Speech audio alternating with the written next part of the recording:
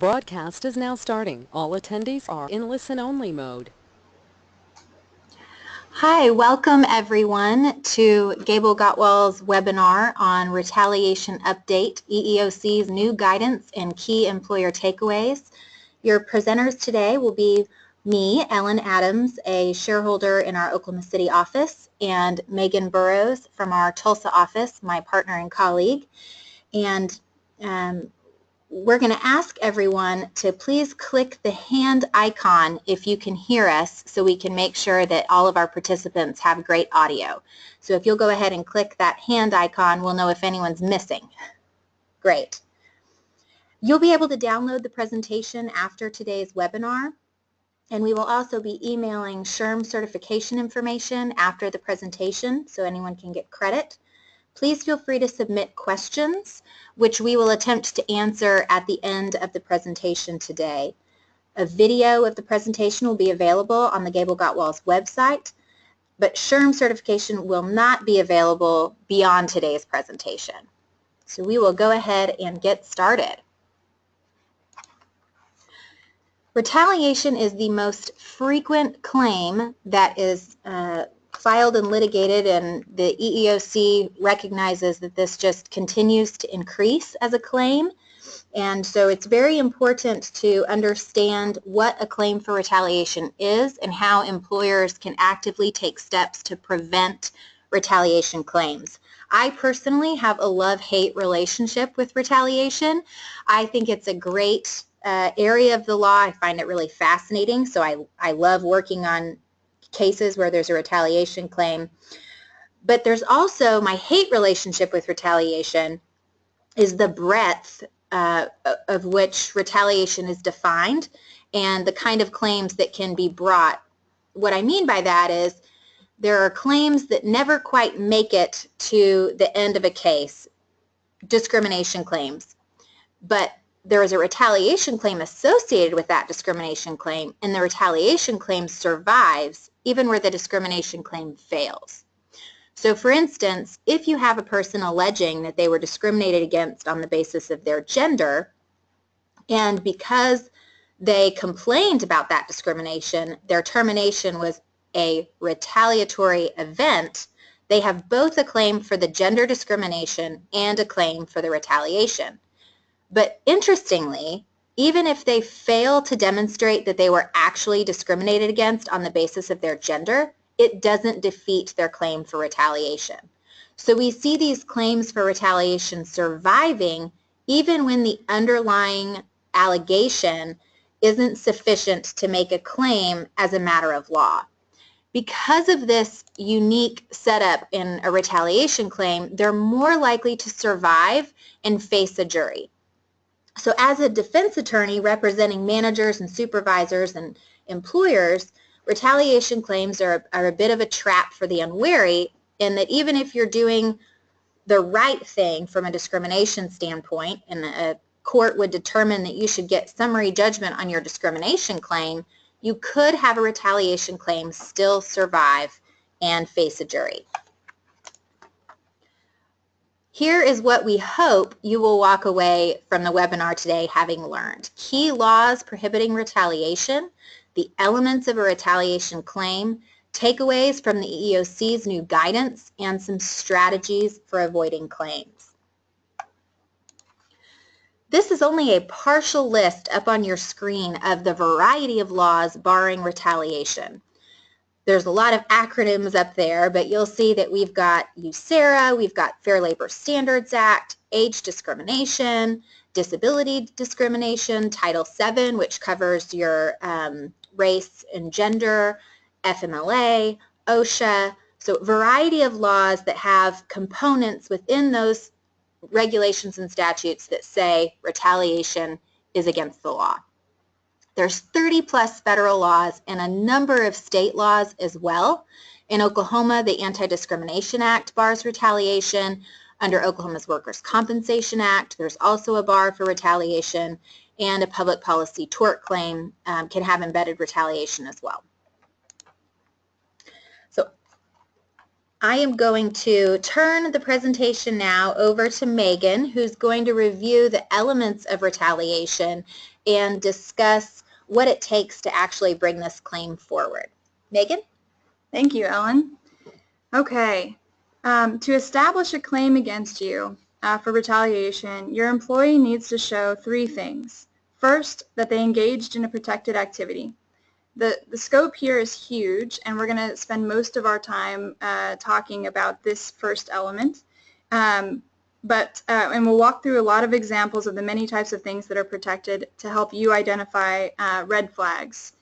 The second thing, if they've established that they engaged in protected activity, is that they suffered a materially adverse employment action up to and including termination of employment.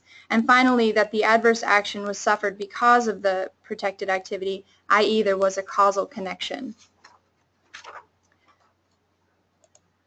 Okay, so once the employee establishes a prima facie case, so that's what we talked about on the previous slide, those 3 elements, the burden then shifts back to you to offer a legitimate reason for having taken the adverse action that you took. Ellen will talk more about this with you later. If the employer is successful in offering a legitimate reason, then the employee must show that the reason given by the employer was either false as contradicted by the evidence or given as mere pretext. So let's talk about the first element of a claim, that the employee engaged in protected activity.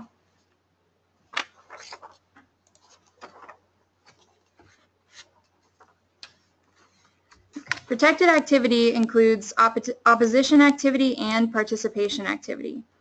Opposition activity is an action taken by an employee in opposition to conduct that the employee reasonably and in good faith believes is a violation of the equal opportunity laws, even, as Ellen pointed out, if it isn't actually a violation. It doesn't require an employee to actually say anything specific. A broad and ambiguous statement about unfair treatment is enough, and as we'll talk about on the next slide, sometimes no statement at all can be enough. If in the context, the statement could reasonably be interpreted as opposing employment discrimination, that's protected too, and again, we'll look at specific examples next. Participation activity, on the other hand, is a little bit more straightforward. It means that your employee has filed a charge, testified in a case, assisted with a case of another, or participated in any manner. And again, I'll walk you through some examples coming up. Okay, so opposition activity. As we talked about, there are no magic words required. In an example, Lewis versus TCC, a TCC employee believed that she was paid less than her male colleague because of her gender. On several occasions, she made internal complaints to her supervisor. Okay, so here at this point, she hasn't explicitly stated, hey, Equal Pay Act, but a reasonable employer could read between the lines. Then, following that, during another conversation, she stated that she wondered whether, quote, it was time to hire an attorney to help her get equal pay. Okay, so at this point, clearly opposition activity if it wasn't clear before, and she was later terminated for insubordination. The record reflects some pretty legitimate reasons for the termination, and her retaliation claim ultimately failed, but what's important in this case is that the court found that her statement, time to get an attorney, was protected opposition activity and enough to support a retaliation claim. Okay, so that's an example of no magic words. Here's an example where no words at all were used. In Love, an employee discovered that male VPs were hired at higher salaries than she was. She later learned that male employees of similar position had been offered raises and she hadn't. She asked for a performance review and indicated her desire in that performance review for a raise. Her performance review indicated less than satisfactory performance. Okay, so far we're okay. There hasn't been any communication that indicates opposition to an unlawful practice. Even though she's asked for a raise, she didn't say that she wanted a pay raise because she believed that she was being discriminated against because of her gender. But then, she wrote a memo to the president of the company and attached a copy of the Equal Pay Act. Okay, at this point, red flag. By attaching a copy of the Equal Pay Act, she's clearly raising the issue. Her employer thought so too, and within 2 hours the CEO went to her office with the memo and fired her. And this case does not end well for the employer. Okay, so that's an example of no words at all. And then another example, still no words, but a request to speak to management can be a flag on its own. In Deemers, this case relates to a retaliation relating to a pregnancy. An employee communicated to her colleague that she wanted to take maternity leave. Okay, so just communicating a request to take maternity leave is not protected activity. But the employee was then told by her colleague that it was likely that the boss would deny her request for leave, and after she was told that, she asked to speak to the boss. And guess what? Leave was denied. So asking to speak to the boss in this context was enough to be protected opposition activity, and the denial of leave was an adverse action. So those are just a few examples, but the scope of activities that are protected are bounded only by the requirement that the relevant communication would reasonably be interpreted as opposition to employment discrimination in context. The protection extends to communications that predate employment. For example, it could be considered retaliatory if, after conducting reference checks, you learn that a potential employee participated in an investigation under EEO laws involving his prior employment, and then you don't hire him. It can also take place outside of the workplace. There's nothing secret about the four walls of your office, and it can be covered even if the statement wasn't made directly to the employer. An example of this last category, in Helton, an employee in a gaming facility felt that she was repeatedly demeaned by her supervisor. She was denied a request for a shift change, she was denied a promotion, and she subsequently told a coworker that she believed that her manager, quote, hated white people. The manager in question overheard this conversation between the two coworkers. Okay, so if the conversation had not been overheard by the manager, you may not have protected activity. But the manager did hear it. So the court found that the statement to the coworker, as overheard by the manager, was protected opposition activity. The takeaway here, I think, is training. Your managers need to know that they must report what they hear, and that will give you the opportunity to have all the information you need to make decisions and try to cut down on retaliation claims. In contrast, in a recent GableGotwals victory for a client, an employee asserted that she'd repeatedly discussed her feelings with other employees that her employer was racist, but she couldn't produce any evidence that anyone in a decision-making role ever knew about it, so ultimately the case was dismissed. So that's in opposition. And lastly, the employee does not have to be correct, and this is something that Ellen mentioned and I mentioned as well. The employee doesn't have to be correct that the action that they oppose is actually unlawful, as long as they reasonably believe that it is. In the Love case that we talked about on the previous slide, where the employee gave her boss a copy of the Equal Pay Act, the court ultimately determined that the Equal Pay Act was not violated. However, that didn't mean that her retaliation claim didn't stand all by itself. Okay, so that's protected opposition activity. Participation activity is participating in an investigation or administrative proceeding by filing a charge, by testifying as a witness, but notably not when it's part of your regular job to participate in employer investigations. Okay, so what should you do when you receive notice that a charge has been filed in order to prevent retaliation claims or cut down on them? First, you need to identify the people in the organization that need to know about the charge in order to aid your investigation and assemble responsive documentation. But make sure when you do inform people that they know that they need to be discreet. It needs to stay with the individuals that you choose to be informed about it. The decision that may have to be made here is whether you tell the employees that they are implicated by the claim if they don't already know. While there is a risk that they might try to take retaliatory action if you tell them, you also want to make sure that you're armed with all the information that you need so to defend the claim, potential claim. So we generally recommend that everyone that needs to be involved is involved and that you get all the information. The second thing is you should get together a team to figure out the best strategy forward. How do you make sure that you're not going to make a bad situation worse? For example, there's a claim filed. How do you prevent retaliation against the employee that filed the claim? And are there other employees that may be similarly affected? Can you take proactive actions? The third thing is communicate to your legal department or the relevant people in your organization that all relevant documentation needs to be preserved, and start to gather all relevant information, including information specifically requested by the agency involved in the claim. And then next, you need to institute safeguards against retaliation.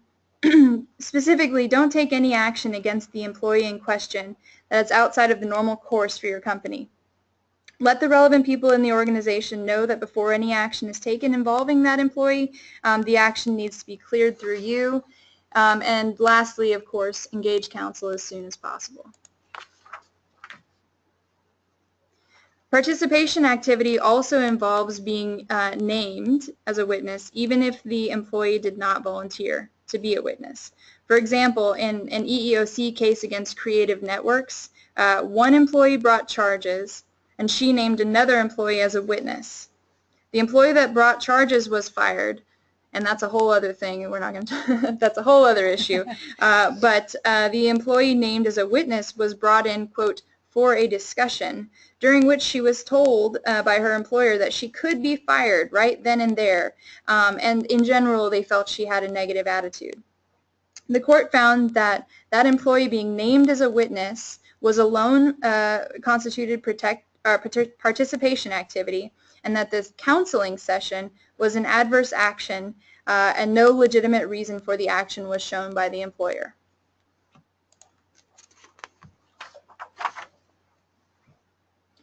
Offering to testify also qualifies as participation activity.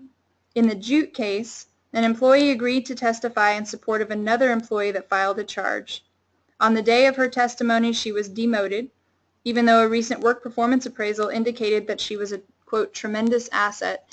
Just a side note on this piece, it's very, very important that when you're doing performance reviews, you're documenting them accurately, and that you're not writing that somebody's a tremendous asset when they actually have performance issues, because that can come back to bite you. Okay, going back to Jute, several other retaliatory actions were also alleged, including that she was given a bad review during a reference check because of a, quote, lawsuit pending against the company, and she was later laid off during a downsizing. The court held that offering to testify constitutes protected activity, and that the layoff explanation offered by the employer in light of its proximity to the protected activity was pretextual. Some other examples of participation activity include when an employee is recognized by the employer as a probable witness for a complainant, refusing to be a cooperative witness for an employer, or commenting on a suit against a previous employer.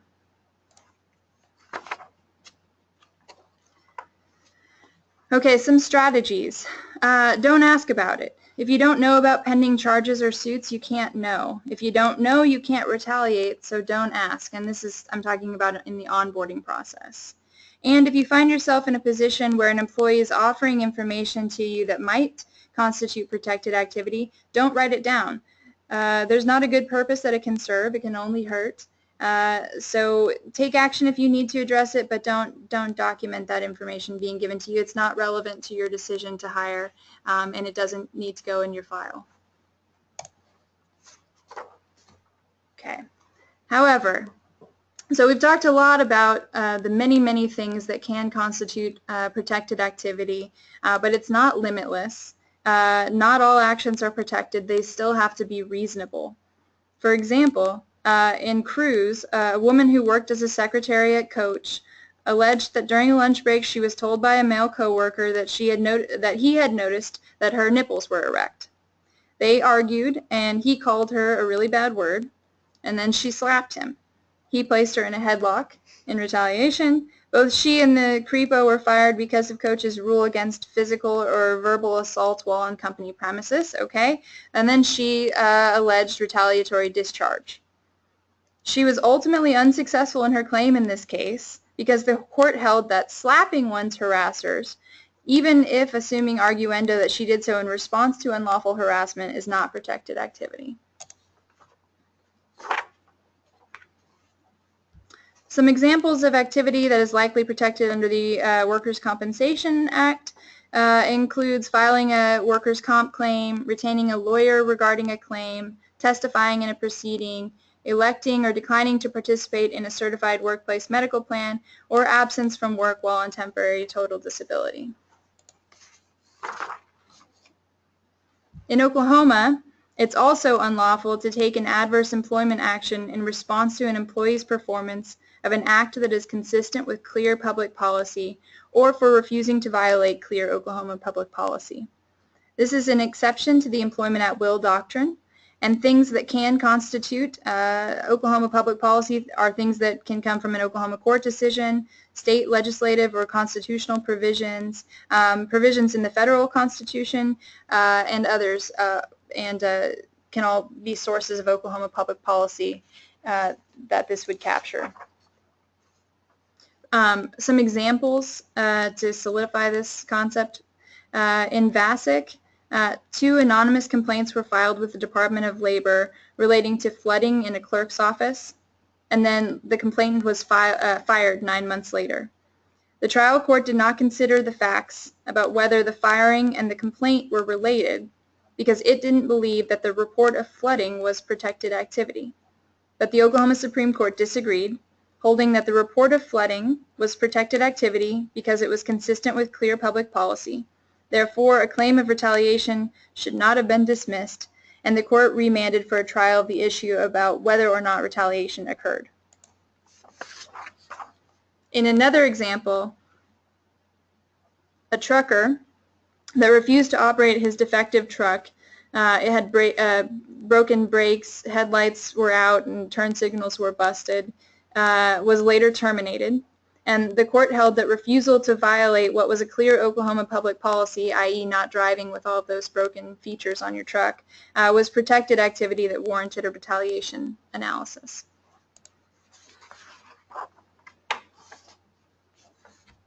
All right, and for that, after this, I'm gonna turn it back over to Ellen to talk about the next 2 elements. Thank you, Megan. So as she discussed, there's quite a bit of activity that comes under the scope of a protected activity that could give rise to a claim for retaliation.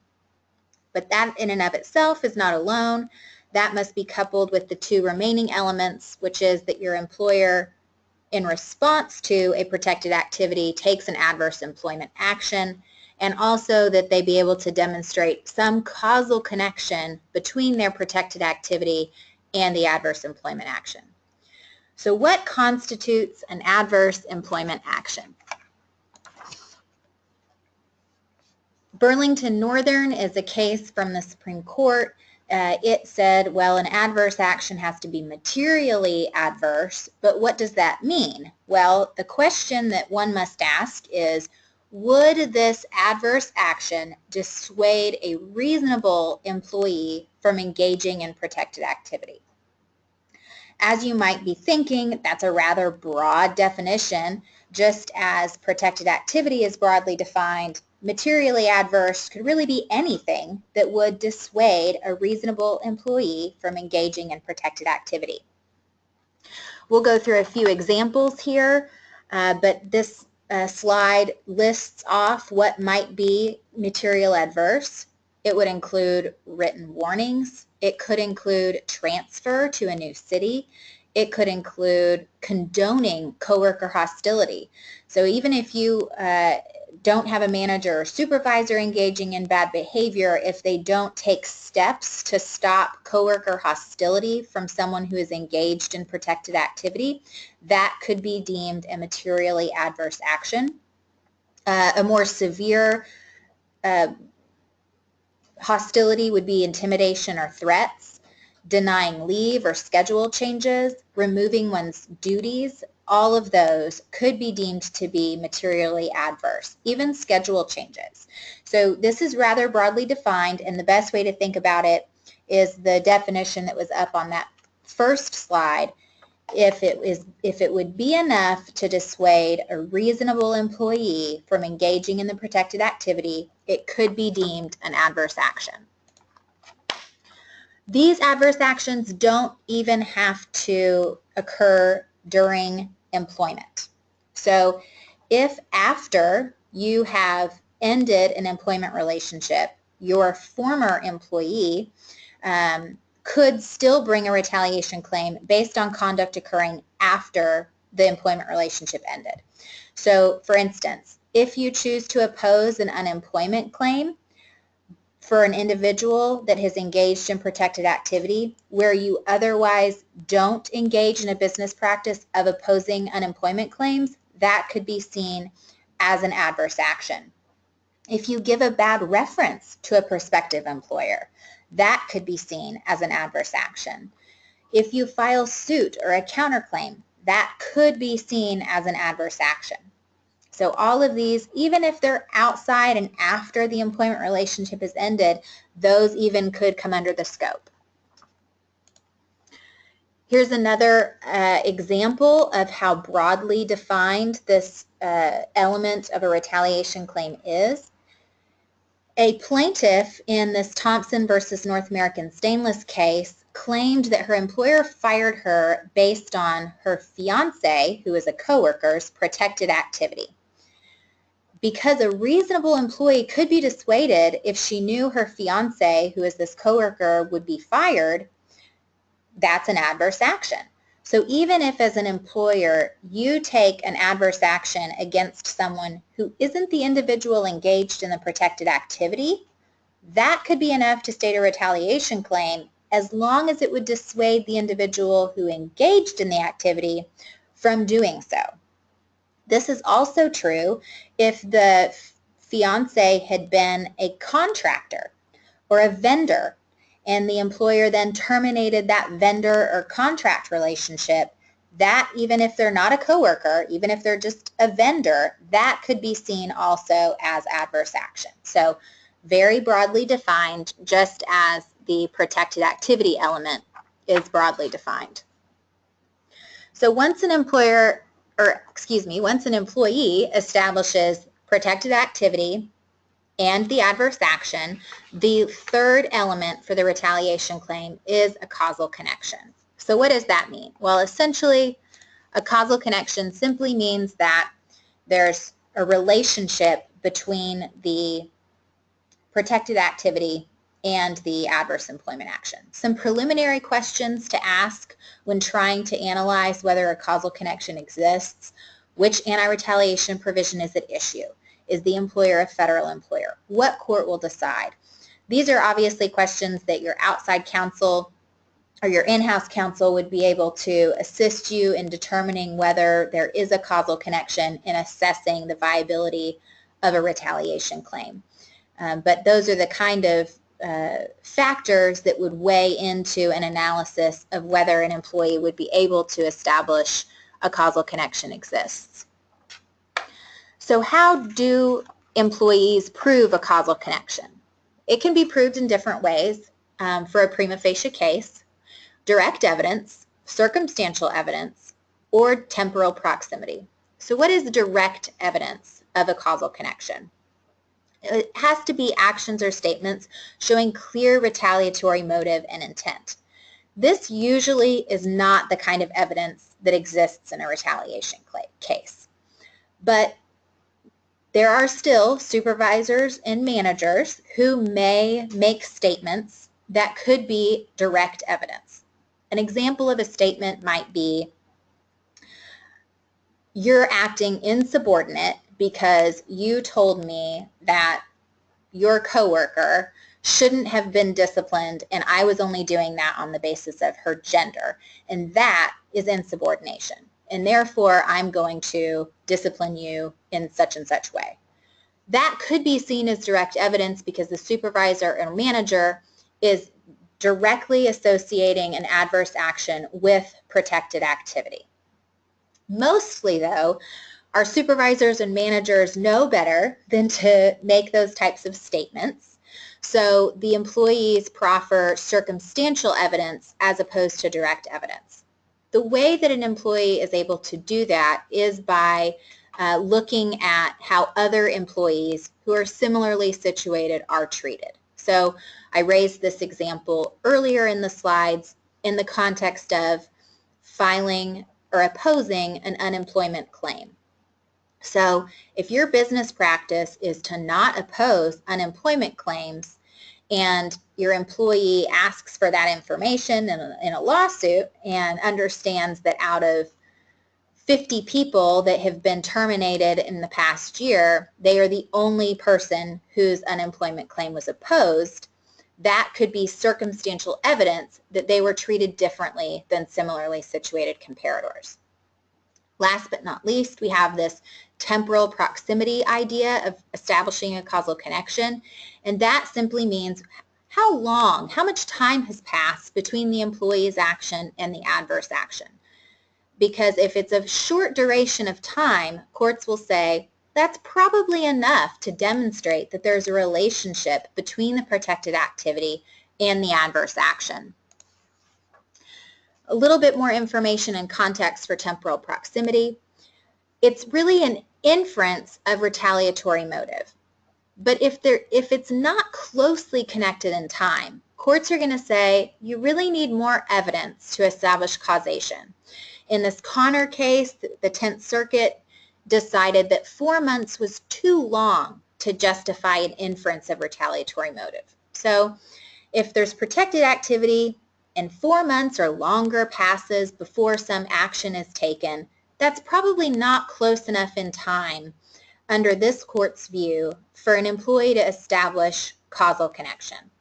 However, if that much time has passed and the employee is also able to offer a statement or some commentary by a supervisor or manager or some other evidence, that would likely be enough to satisfy the elements of a retaliation claim so that it would survive through litigation. So what do you do as an employer once an employee has established a prima facie case? Well, this is going to sound very familiar to those of you who understand anti-discrimination and harassment suits and the burden-shifting framework that's generally associated with that. Just like in that pattern, here, once an employee establishes a prima facie case, the employer has the opportunity to come back and say, but that's not the reason we took the adverse employment action. Here are the reasons that we took the adverse employment action. And if you're able to articulate legitimate reasons, the burden shifts back to the employee to demonstrate that the legitimate reasons you're articulating are false, or what they say in the legal world is pretextual. So what might some legitimate reasons be? Well, you could offer that you have consistently disciplined the plaintiff for the same performance problems both before and after the protected activity. There's a case from the 8th Circuit where summary judgment was granted in favor of the employer because the employer was able to demonstrate a history of the same behavior where discipline was handed out to the employee before the alleged protected activity occurred and after the alleged protected activity occurred. So essentially it's the same treatment, but that also applies to comparators and similarly situated individuals. So as we were talking earlier about what it takes to produce circumstantial evidence of an adverse employment action and retaliation, that circumstantial evidence is typically based on how other employees are treated. Well, if you're able to demonstrate that you disciplined employees in a similar fashion for the same type of conduct, that's a legitimate reason, and that's great evidence to show your actions weren't based on the protected activity, but were based on the performance issues that the employee was having that justified the discipline. Ignorance of protected activity is also a defense and a legitimate reason that you could articulate. So if the manager or supervisor was the individual who engaged in the adverse employment action, had no knowledge of the protected activity, then that is evidence that you had a legitimate reason for engaging in the adverse action. However, ignorance is a little bit difficult to prove, and it will likely result in at least a substantial discovery being conducted as to whether or not that manager or supervisor had knowledge. And that's just to say that once you get to the discovery stage in litigation, it's very costly and expensive. So although that's available as a defense, like all of these, the best avenue for employers is to take steps so that these retaliation claims are never brought.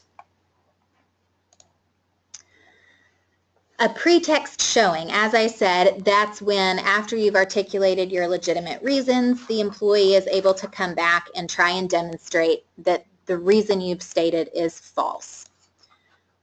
How does an employee do that? Well, they point to weaknesses, implausibilities, inconsistencies, incoherencies, or contradictions in the employer's proffered reasons for its action that a reasonable fact finder could rationally find them unworthy of credence. That's a lot of big words, but essentially what that means is if you have an employer who has trained their supervisors in a way that the supervisors don't understand accountability, that can be a real problem, because if you have a whole host of performance reviews that say very nice things about your employee, and then you have a disciplinary paper that says that they've done something and have a history of it, you have two pieces of paper, two documents that are contradictory. You have one saying they have a performance problem in a disciplinary step. You have another saying they're a great performer. And that is where a employee in a lawsuit will look and say, oh, but here there's some implausibility, there's inconsistencies, and therefore them saying that I deserved that discipline is just pretextual. Here's an example, and I'll let everyone read the slide, but in short, essentially what you have here, this setup, is you've got a conflict between an HR manager and an employee. The employee has come to the owners of the business and raised concerns about the way that the HR manager treated her requests for accommodation, and the employee brings that to the attention of the owners. The owners consult with the HR manager, and the HR manager all of a sudden raises all of these performance issues. However, those performance issues have never been disclosed to the owners previously, and there's no documentation to back up the performance deficiencies. So the business owners are left in a position of trying to determine how to proceed forward. Do they rely on their HR manager's statement that this employee has a history of performance problems, or do they rely on the statements of the employee who's brought forward some concerns that the HR manager has treated her unfavorably as a result of her requests for accommodation? So here, this fact pattern sets up a situation where the company could be at risk for a retaliation claim. And the reason for that, of course, is now they have undocumented performance deficiencies. If they choose to rely on the HR manager and discipline the employee, the discipline could be an adverse employment action that would then support a claim for retaliation. So this is a lesson, and what we hope you get out of this today is the importance of training your supervisors and managers to document performance deficiencies. If the HR manager had continuously documented these performance problems that this employee was allegedly having, then the company would be able to demonstrate a legitimate reason for their action. And without that documentation, they wouldn't have any evidence to support their conduct as legitimate, which would make the employee have a much easier time demonstrating that her claim for retaliation would be successful ultimately. So what are some strategies to avoid claims?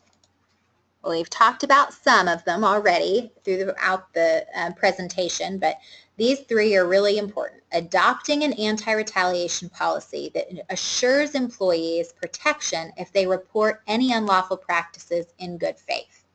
Having an anti-retaliation policy making sure your employees are aware of it so that they have avenues to report unlawful practices is very important. Educating employees about the policy. It's not enough to create one and never educate the employees about it. It's also very important to educate managers and supervisors about their role and responsibility when a report is received. They need to know what to do.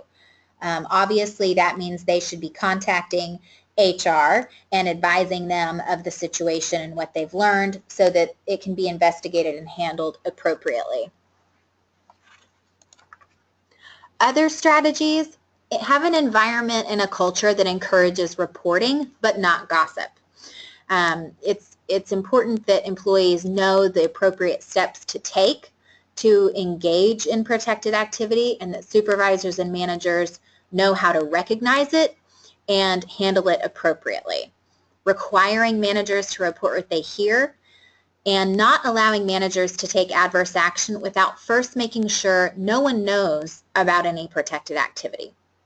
And this last one is tricky, but it's educating managers and supervisors to understand what protected activity looks like. So when they're making decisions about adverse actions, they're confident that they have well-documented performance deficiencies that can demonstrate a legitimate reason for their action.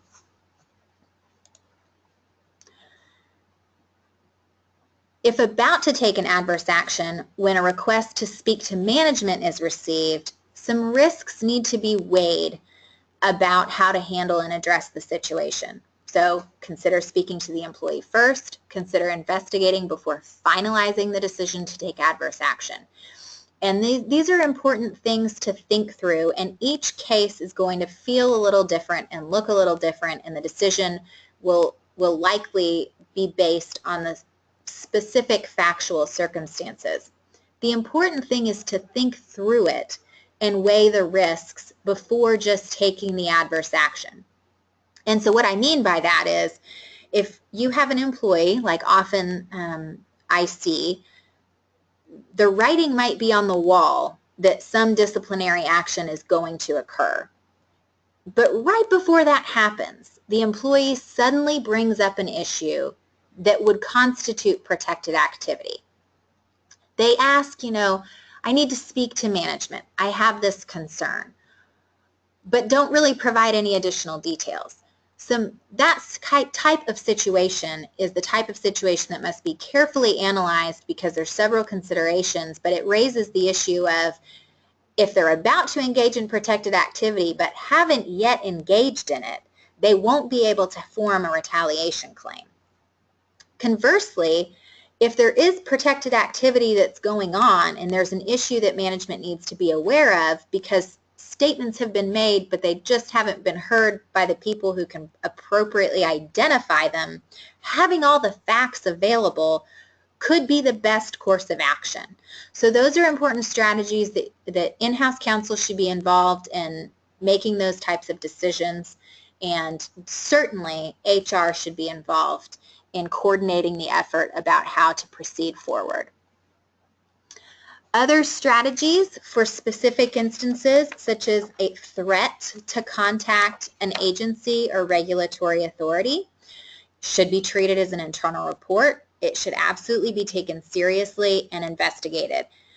The bullet point on your slide that you'll see that says, how can we help you? That is the attitude that is best served to avoid a threat to contact an agency, regulatory body growing.